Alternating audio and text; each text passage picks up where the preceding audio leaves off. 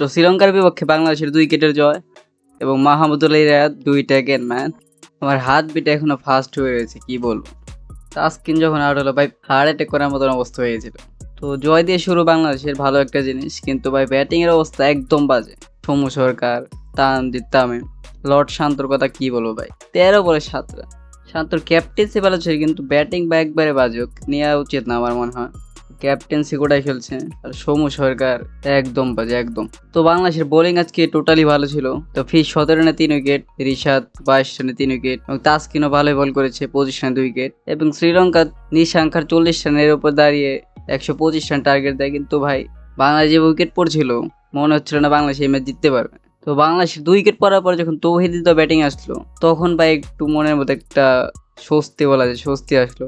এবং তৌহিদ এবং লিটন দাসের 63 রানের পার্টনারশিপ এবং হাসারাঙ্গের রবিবারে 3টা 6, আমার মনে হয় ম্যাচ ওই জায়গায় আমরা জিতে গেছিলাম। কিন্তু শেষের দিকে ব্যাক টু ব্যাক উইকেট আমাদের ম্যাচ হারাতেই পারতো, কিন্তু আমাদের সাইলেন্ট কিলার মাহমুদুল্লাহ রিয়াদ আমাদের ম্যাচ জিতিয়ে দিয়েছে। গ্রেট উইন ফর আস, ভালো একটা জার্নি হতে চলেছে। কিন্তু এরকম ব্যাটিং করলে ভাই যে কোনো টাইম হারিয়ে চলে যাবে আমাদের।